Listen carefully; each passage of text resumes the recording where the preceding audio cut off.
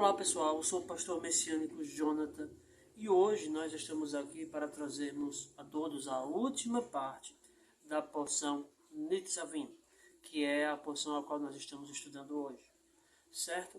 E nessa porção ela tem por leituras oficiais no livro de Deuteronômio, capítulo 29, versículo 10, até o capítulo 30, versículo 20. E também no livro de Isaías, Haftarah, da porção Nitzavim, leitura dos profetas, capítulo 61, versículo 10, até o capítulo 63, versículo 9. E ainda na leitura da Nova Aliança, nós teremos aqui hoje como leitura oficial Romanos capítulo 9, versículo 30, até capítulo 10, versículo 13, e ainda também Hebreus capítulo 12, versículo 14 e 15, ok? Então nós iremos estudar hoje sobre a porção do profeta Yeshayahu, né? A parte do profeta Yeshayahu. No livro de Isaías capítulo 61, que é quando ele está ali proclamando a salvação do Senhor. Então, vamos lá. Isaías capítulo 61, versículo 1 em diante. O Espírito do Senhor Jeová está sobre mim, porque o Senhor me ungiu para pregar boas novas aos mansos. Enviou-me a restaurar os contritos de coração, a proclamar liberdade aos cativos e a abertura de prisão aos presos, a apregoar o ano aceitável do Senhor e o dia da vingança do nosso Deus, a consolar todos os tristes, a ordenar acerca dos tristes de Sião, que se lhes dê ornamento por cinza, óleo de prazer por tristeza, veste de louvor por espírito angustiado, a fim de que se chamem árvores de justiça, plantação do Senhor, para que ele seja glorificado. Meus amados, aqui estamos diante de uma leitura em que vai se referir sobre a salvação é proclamada. Salvação de Deus. Salvação para Jerusalém, para a Terra Santa. O profeta, ele declara, e o próprio Yeshua, ele faz uso dessa parte de Isaías capítulo 61, versículo 1, dentro de uma sinagoga. O uso que o mestre faz encontra-se lá no Evangelho de Lucas, capítulo 4, versículo 18 e 19, em que ele diz: hoje se cumpriu esta palavra diante de todos vós. Ora, quando ele fala isso, o povo então se escandaliza. Como assim? Como é que isso pode ter se cumprido? Somente o Messias pode cumprir essa palavra, essa profecia. Como é que ele está dizendo que isso hoje se cumpriu diante de nós? Como é que isso funciona? Era exatamente o que o mestre estava declarando. Ele estava ali declarando diante de todos: eu sou o Messias. Eu sou o ungido de Deus. O Criador me ungiu para pregar boas notícias a vocês. Eu sou o escolhido de Deus. Imediatamente, quando os da sinagoga ouviram essas palavras, se escandalizaram. Tentaram fazer por onde pegar o mestre e apedrejá-lo, mas ele já tinha saído no meio deles. Meus queridos, essa profecia, ela se refere ao Mashiach, Yeshua. E aqui fala-se da salvação sendo proclamada ao seu povo. É o que nós estamos aqui fazendo neste momento. estamos proclamando salvação. Salvação aos cativos, salvação aos quebrantados de espírito, salvação aos que estão no mundo das drogas, salvação aos que estão perdidos no mundo da prostituição, no mundo do alcoolismo. Há uma esperança. Enquanto houver esperança, enquanto houver vida, há esperança. Por quê? Porque as Escrituras nos dão essa esperança. Elas nos entregam essa esperança, meus amados. Quando paramos para examinarmos as Escrituras e vermos as profecias, vamos ver que Yeshua, ele fala lá no Evangelho de Mateus, capítulo 22, que ele diz o seguinte: Evangelho de Mateus 22, está escrito: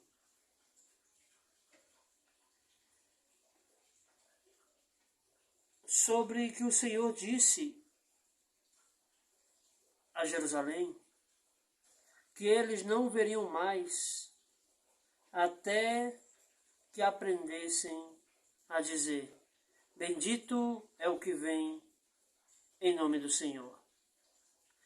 Então, Jerusalém seria salva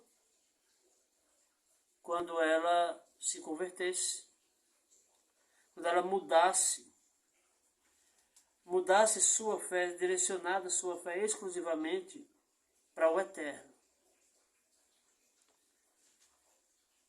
Deus,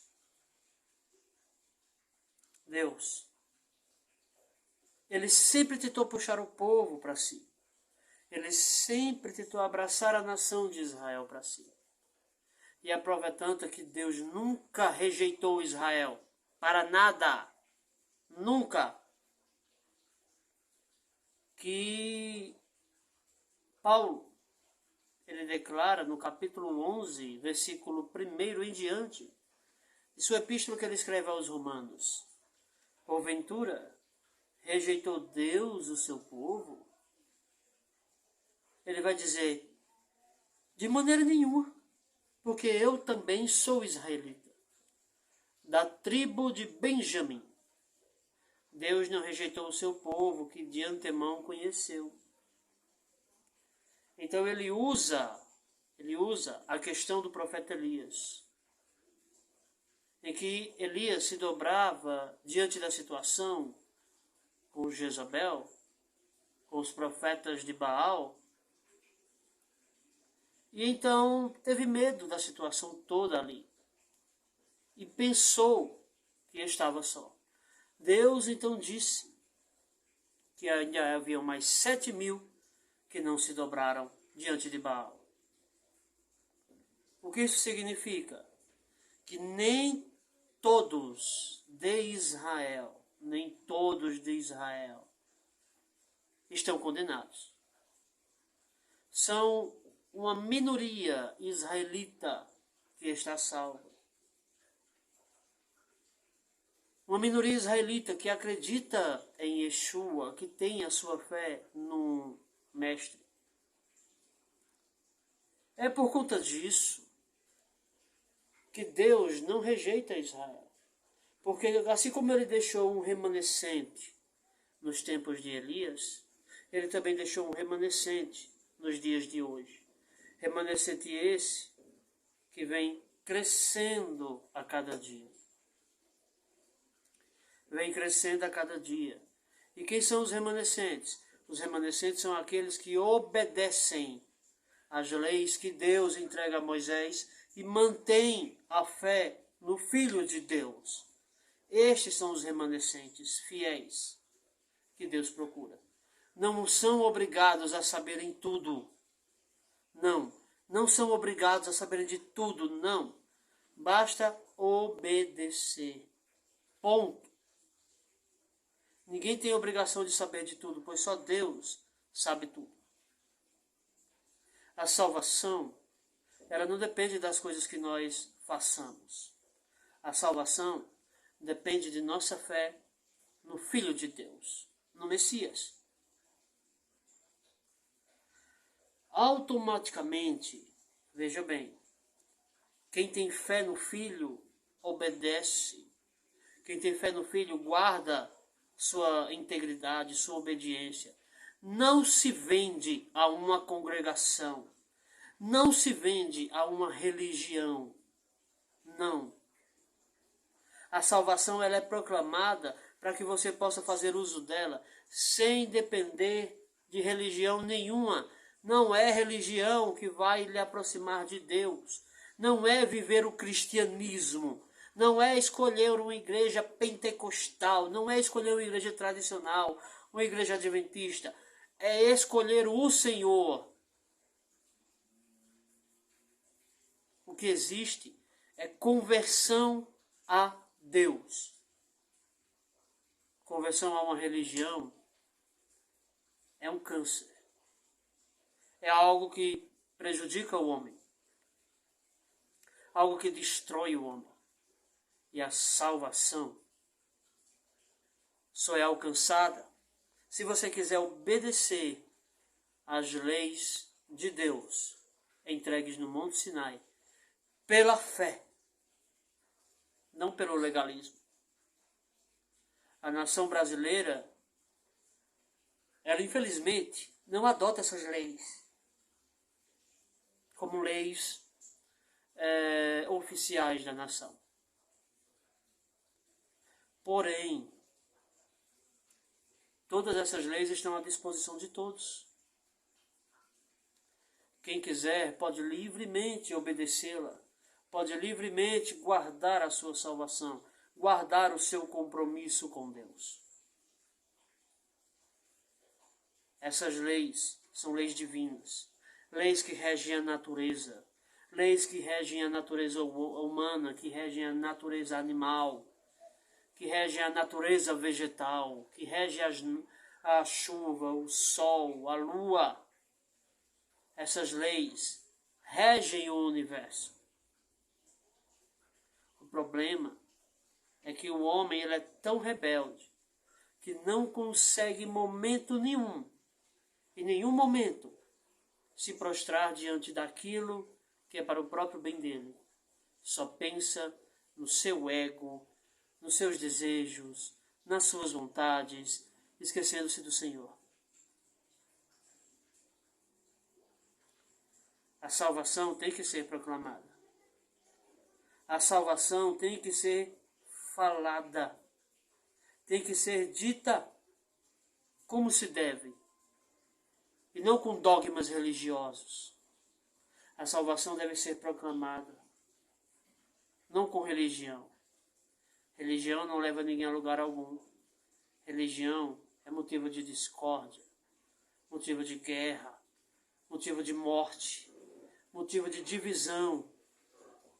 Religião é um câncer que o mundo precisa ser salvo. Salvação. É isso que nós precisamos proclamar às pessoas. Salvação.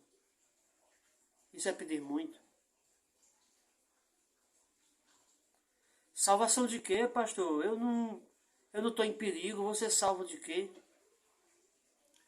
Da condenação eterna. Salvação do lago que arde com fogo e enxofre por toda a eternidade. Salvação da segunda morte. A salvação está sendo proclamada. O juízo de Deus está se aproximando. O julgamento está chegando. Você será obrigado a dar conta de suas obras a Deus. E o que é que você está fazendo das suas atitudes, do seu corpo, das suas ações? Aonde é que você quer chegar com tudo isso que você está fazendo? Você acha mesmo que você vai chegar a algum lugar mentindo descaradamente, como se fosse a coisa mais normal do mundo? Você acha mesmo que vai chegar a algum lugar enganando pessoas, se aproveitando da boa vontade alheia? Acha mesmo? Nós precisamos ser salvos dos nossos desejos,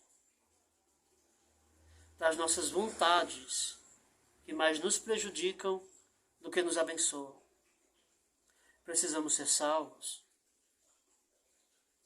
da escuridão que há dentro de nós, da agonia, da tristeza e da dor, que muitos não conseguem se libertar e que precisam de medicamentos para ficarem de pé. É disso que nós precisamos ser salvos. Salvação. Salvação somente pela fé. A fé nos faz obedecer. É isso que diz o profeta Ezequiel, no capítulo 36, versículo 25 em diante. Que uma vez que o Eterno nos dá um coração novo, Ele nos dá forças para obedecermos às suas leis. Para obedecermos às leis que Ele mesmo entregou a Moshe lá no Monte Sinai. Ele nos dá forças para isso. Olha aqui, ó. Ezequiel, Yecheskel, capítulo 36, versículo 25. Ezequiel 36, 25. Então aspergirei água pura sobre vós, e ficareis purificados de todas as vossas imundícias, e de todos os vossos ídolos vos purificarei. Vos darei um coração novo, porei dentro de vós um espírito novo, e tirarei o coração de pedra da vossa carne, e vos darei um coração de carne.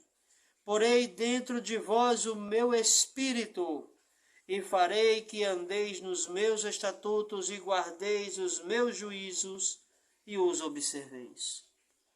Quando temos o Espírito de Deus, nós temos forças para andarmos nesses estatutos. Sim, nós temos forças porque Ele nos dá forças. Ter o seu Espírito derramado em nós é termos a capacidade de obedecermos. Sem esse Espírito não conseguimos. Sem esse Espírito dentro de nós, nós não temos forças para obedecer. Por quê? A nossa carne fala mais alto. A nossa carne fala muito mais alto.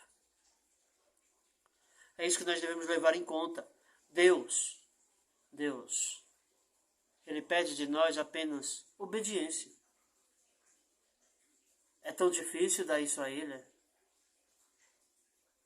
É tão difícil negar-se a si mesmo e se aproximar do Cordeiro de Deus. É tão difícil. Por que essa dificuldade? Salvação é o que nós precisamos.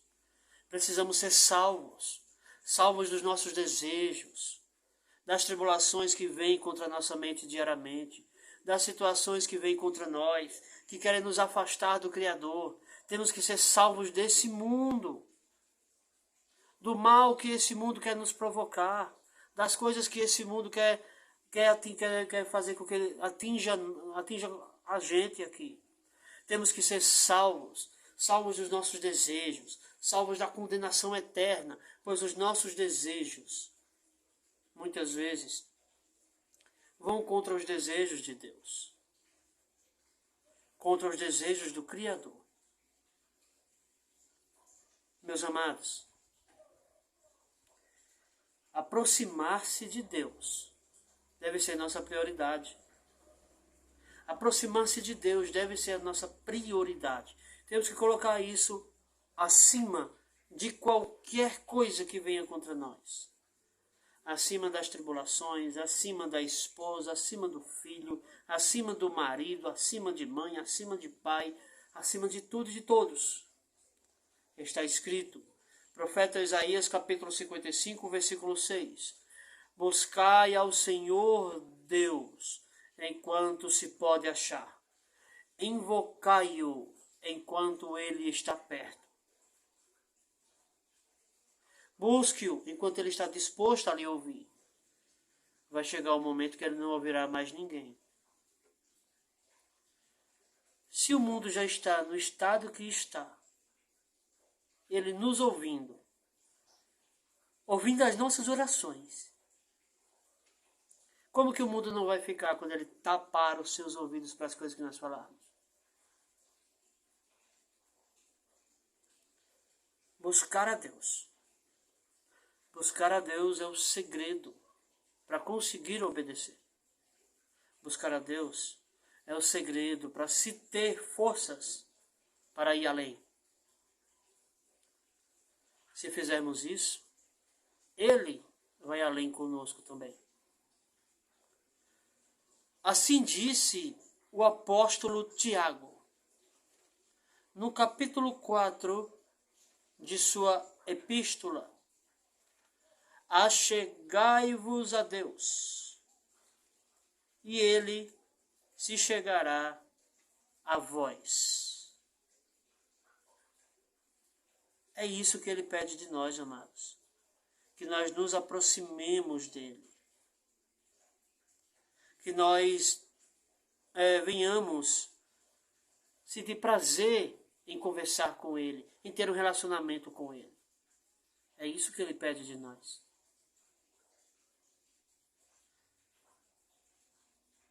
Jamais, jamais deixe que nada, nem ninguém, afaste a sua fé. Ah, pastor, mas eu sou tão fraco, eu me sinto tão fraco. O que é que diz o apóstolo Tiago? Capítulo 4, versículo 8 de sua epístola: chegai-vos a Deus e Ele se chegará a vós. Limpai as mãos, pecadores, e vós de duplo ânimo, purificai o coração. Senti as vossas misérias e lamentai e chorai. Converta-se o vosso riso em pranto e o vosso gozo em tristeza. Humilhai-vos perante o Senhor e Ele vos exaltará. Amados, humilhar-se. Se humilhar diante do Criador, humilhar-se. Quer ser exaltado por Deus? Se humilhe diante dele, não diante das pessoas. Seja humilde diante dele, não diante das pessoas. Se você demonstrar humildade diante das pessoas, a única coisa que as pessoas irão fazer com você é se aproveitar da sua boa vontade. Só isso. Elas não estão interessadas em reconhecer a sua humildade. Estão interessadas em se aproveitar de você. Aquilo que você tem para dar para elas é o que realmente interessa. É o que realmente importa. As pessoas hoje só conseguem pensar no seu ego. É disso que elas precisam ser salvas. O problema que as riquezas do mundo têm cegado essas pessoas. As riquezas do mundo têm cegado os pastores. As possibilidades de ter uma igreja estrondosa, uma igreja enorme, têm cegado muitos pastores, têm cegado muitos religiosos, cujos religiosos se vendem para uma congregação. Sabe qual é a verdadeira fé, mas se vendem para uma congregação apenas por dinheiro. São servos de Mamon, não de Deus. São servos das riquezas e não de Deus. O Senhor Jesus certo dia disse: não podeis servir a Deus e às riquezas, porque ou há de amar a um e desprezar o outro, ou se apegará a um e esquecerá o outro. Você deve escolher a quem você quer servir: a Deus ou às riquezas. A escolha é sua. quiser servir as riquezas, sirva as riquezas e não se lembre de estudar este livro aqui. Siga as riquezas e não se lembre de se aproximar de Deus. Deus, Ele sabe as coisas que nós precisamos, sabe? Conhece todas as nossas necessidades, sabe tudo que vamos falar com Ele, antes mesmo que alguma palavra saia de nossa boca. Mas o que nós não podemos jamais esquecer é que nós somos totalmente dependentes dele. Se Ele não nos salvar dos nossos desejos, o nosso destino final será a condenação eterna. O lago que arde com fogo e enxofre. É para lá que muitos irão, se não quiserem se arrepender dos seus pecados. A salvação está sendo proclamada para Jerusalém, para Israel, para Samaria e para todos os confins da terra. E a salvação é Yeshua, junto com a restauração do Evangelho. O Evangelho restaurado, transformado, fortalecido na verdade, ensinado no caminho verdadeiro e não no caminho de religiões. O Evangelho da restauração, a doutrina da restauração, chegou para gerar salvação no coração do ser humano. Que o Eterno possa nos abençoar com a restauração do Evangelho. Que Deus abençoe, em nome do Senhor Yeshua.